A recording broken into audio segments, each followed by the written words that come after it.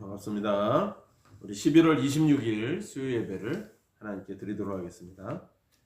찬송가 539장, 찬송가 539장 같이 찬양하겠습니다.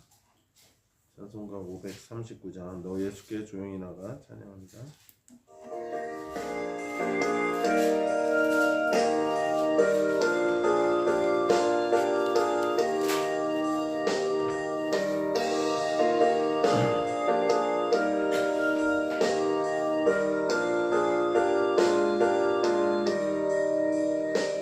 너 예수께 조용히 나가 내 모든 짐 내려놓고 주 십자가 사랑을 믿어 죄사함을 너 받으라. 주 예수께 조용히 나가 내 마음을 쏟아놓으라. 보시는 주님 그 은혜를 베푸시리. 주 예수의 은혜를 입어 내 슬픔이 없어지니. 내 이웃을 늘 사랑하여 너 받은 것 거저주라. 주 예수께 조용히 나가 내 마음을 쏟아놓으라. 늘 은밀히 보시는 주님 그 은혜를 베푸시리. 주 예수를 친구로 삼아 늘 내 옆에 모시어라. 그 영원한 생명샘물에 내 마른 목 죽이어라. 주 예수께 조용히 나가 내 마음을 쏟아놓으라. 늘 은밀히 보시는 주님 그 은혜를 베푸시리. 너 주님과 사귀어 살면 새 생명이 넘치리라. 주 예수를 찾는 이 앞에 참 밝은 빛 비추어라. 주 예수께 조용히 나가 내 마음을 쏟아놓으라. 늘 은밀히 보시는 주님 그 은혜를 베푸시리. 아멘. 하나님께서 오늘 우리에게 주신 귀한 생명의 말씀은 시편입니다. 시편 143편 보도록 하겠습니다. 구약성경 시편 143편 1절로부터 12절까지 보겠습니다.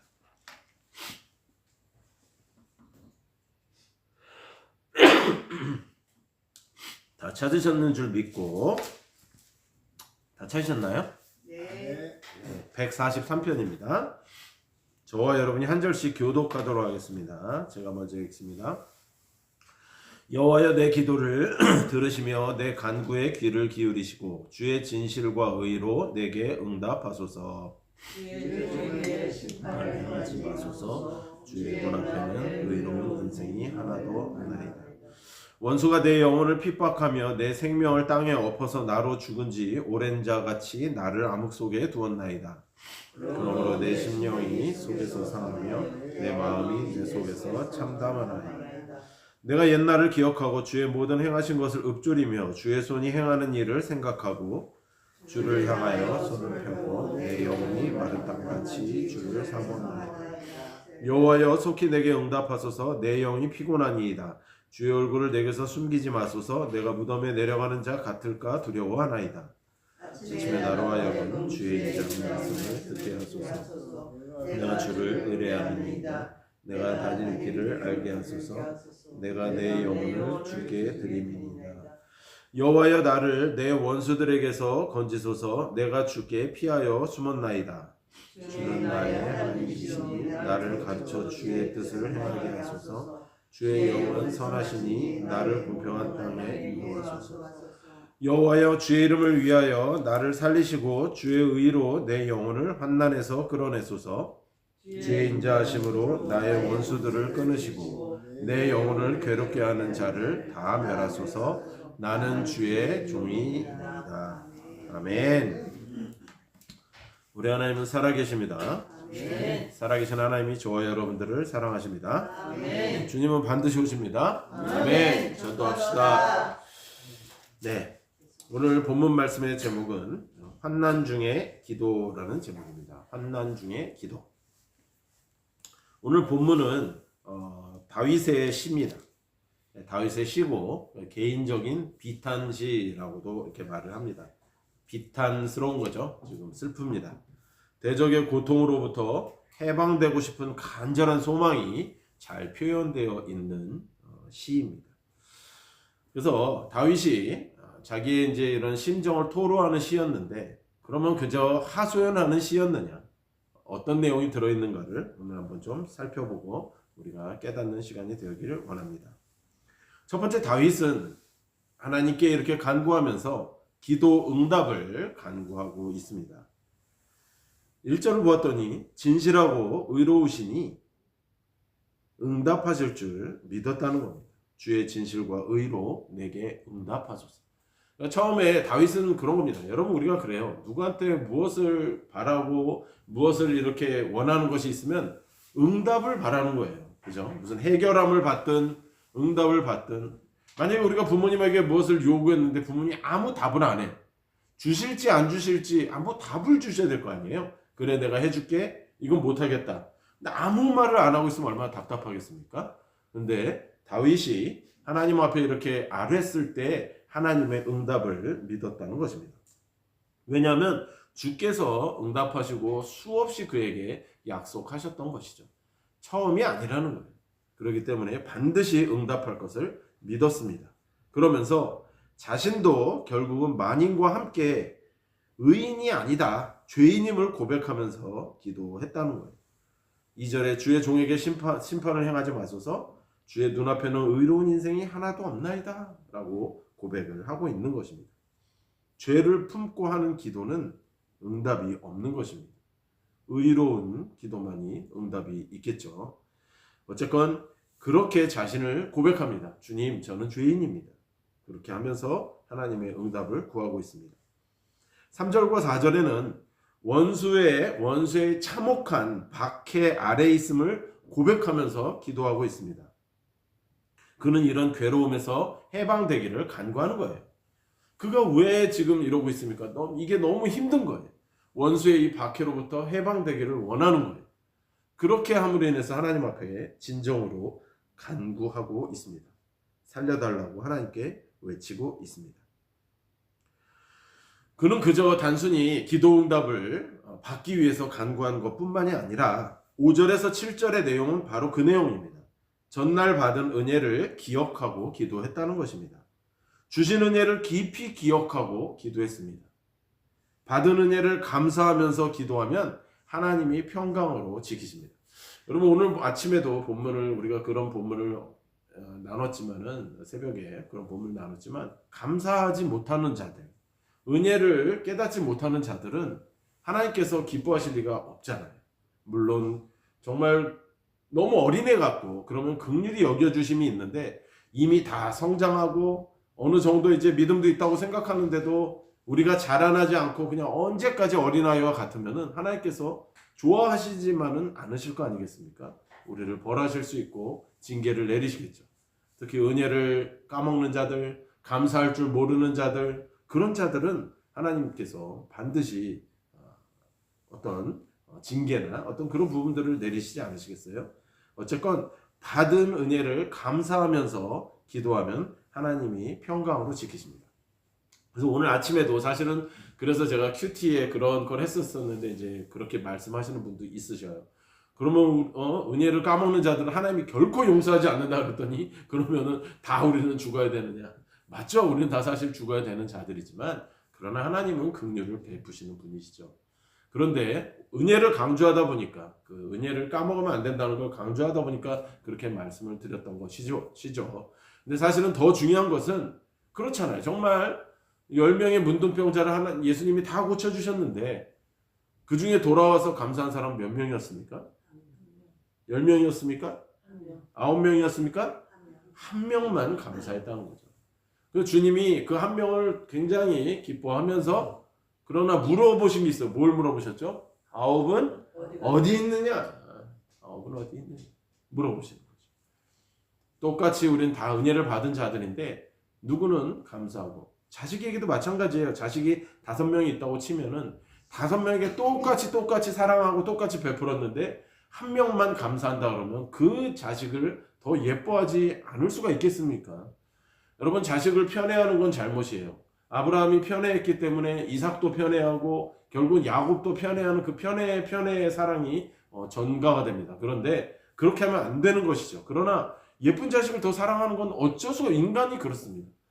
하나님도 그러실 수 있다는 거예요. 어떻게 보면 똑같이 사랑하지만 감사할 줄 아는 자를 사랑하신다는 거죠. 은혜를 아는 자를 눈여겨보신다는 거죠. 그리고 하나님께 늘 간구하고 주님 살려달라고 하는 자를 하나님은 귀 기울여 들으시고 그를 구원해 내시지 않으시겠습니까? 바로 다윗이 받은 은혜를 감사하면서 기도했다는 것이에요. 그런 자들이 하나님의 평강을 누릴 수 있다는 것입니다. 6절에는 새 은혜를 사모하면서 그는 계속적으로 기도했습니다. 주를 향하여 손을 펴고 내 영혼이 마른 땅같이 주를 사모하나이다 라고 새 은혜를 사모하고 갈망하면서 기도했다는 거예요. 여러분 그래서 갈망하는 자에게 하나님이 좋은 걸 주십니다. 갈망하지 않아. 우리가 뭘 원하지 않는데 하나님이 그냥 가만히 있다가 떡 주고 막 그러지 않으실 거예요. 주님께 외치고 갈망하고 주님 저한테 은혜 주실 것이잖아요. 주십시오라고 갈망하는 자에게 은혜를 주시는 것입니다. 떡고물이 떨어지는 것입니다.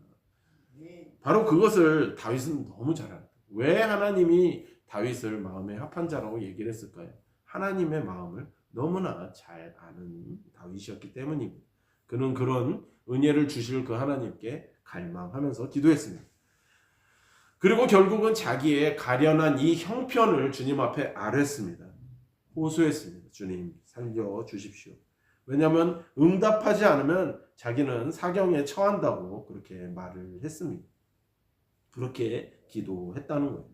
여호와여 속히 내게 응답하소서. 내 영이 피곤하나이다. 주의 얼굴을 내게서 숨기지 마소서. 내가 무덤에 내려가는 자 같을까 두려워하나니. 그런 두려운 것들을 하나님 앞에 솔직하게 고백을 했습니다.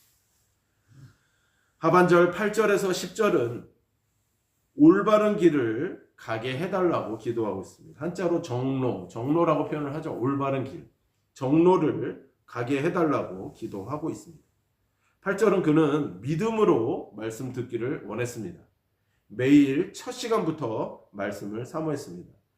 8절에 읽어보았더니 아침에 나로 하여금 주의 인자한 말씀을 듣게 하소서. 내가 주를 의뢰함이니이다.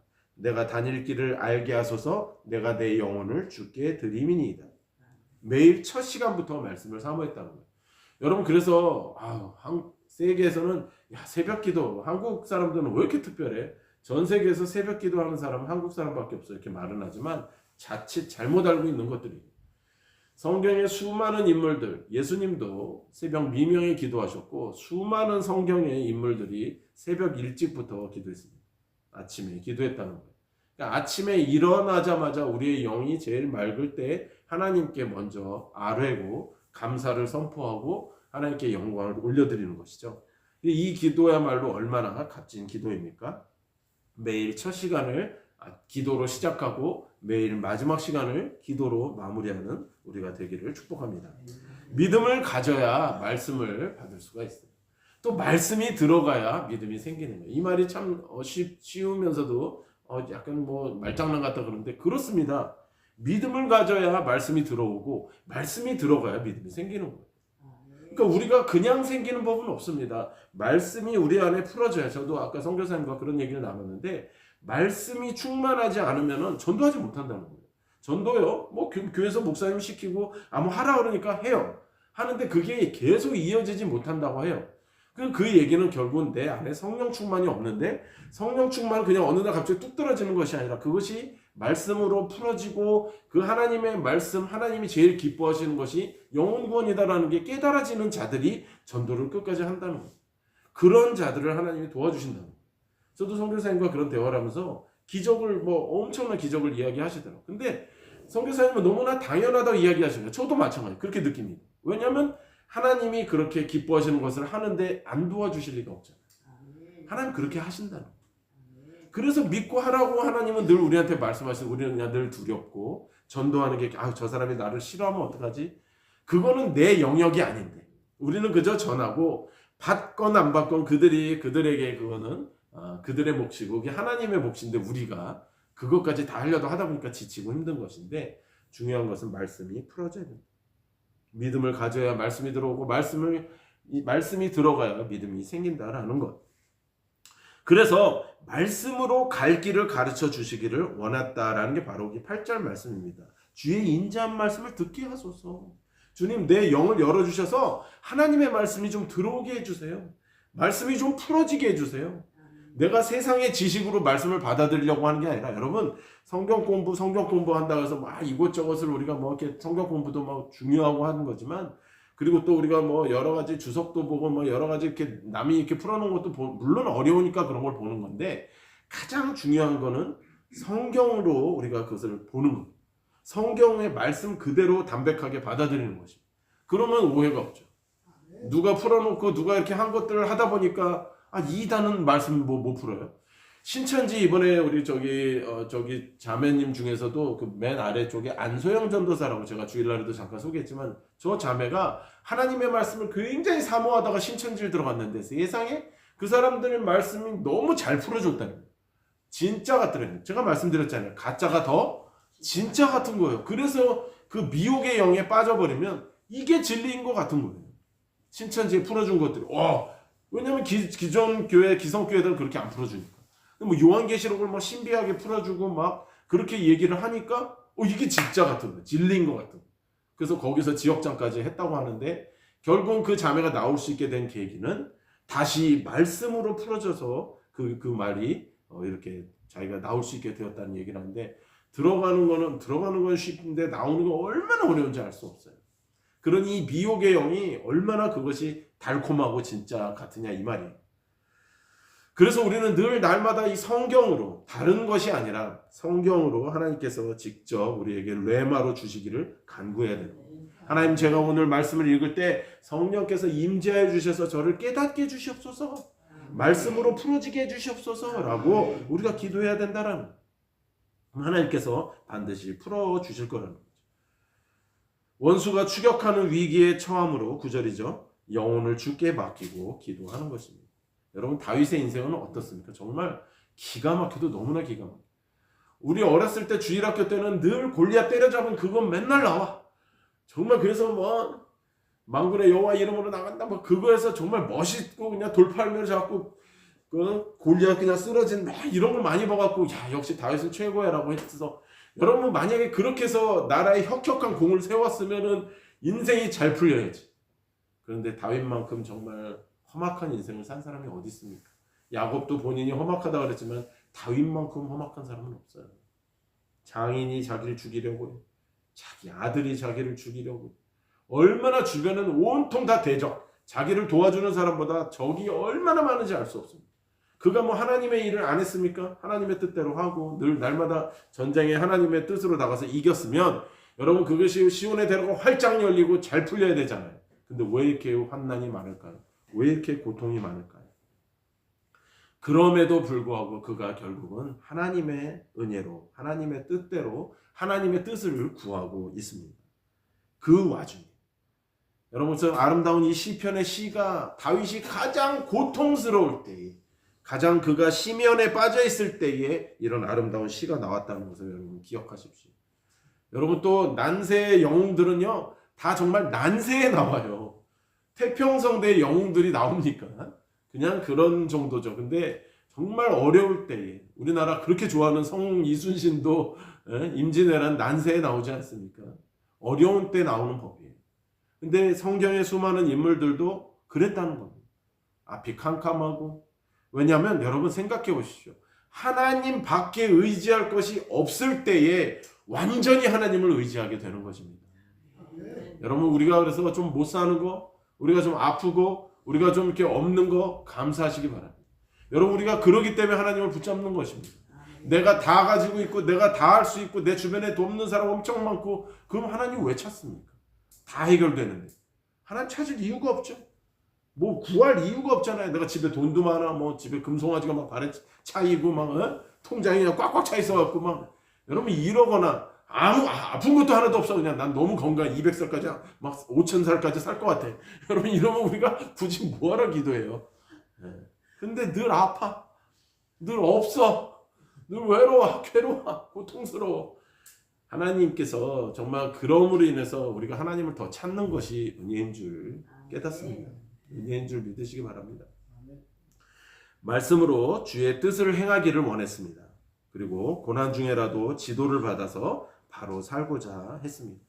다윗은 가장 큰 장점이 하나님을 의지했다는 거죠. 잘했다는 게 아닙니다. 여러분, 그래서 저는 정말 존경하는 목사님들, 존경하는 선교사님들을 잘 보면 엄청난 일을 많이 하고, 뭐 선교를 나가서 뭐 선교지에 어마어마한 일들을 하고, 뭐 저는 너무 훌륭하죠. 그곳에서 선교지에서 고아원 짓고 학교 짓고.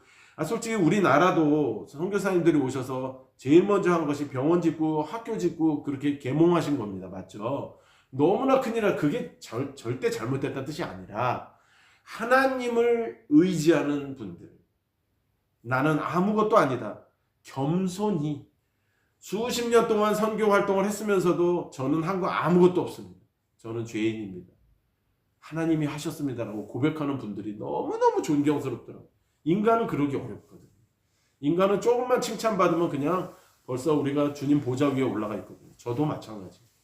그래서 그런 자들을 너무나 저는 존경하는데 다윗이 그런 자였습니다. 하나님을 절대적으로 의지했습니다. 고난 중에서도 기도를 잊지 않는 다윗처럼 우리들도 날마다 고난 가운데 있기에 늘 기도하며 절대적으로 하나님을 의지하는 삶을 살아가시는, 환난 중에 기도를 하시는 저와 여러분이 되시기를 주님의 이름으로 축원합니다. 기도하겠습니다.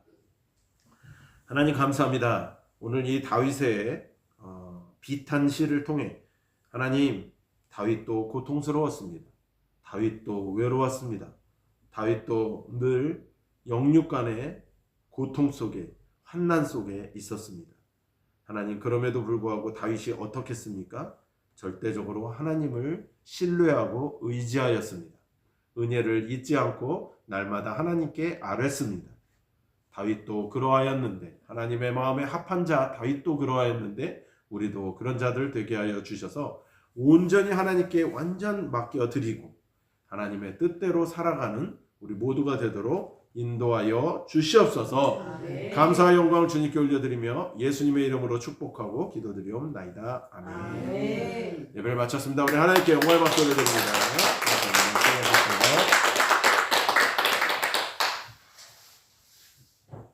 우리 잠시 쉬시고 간식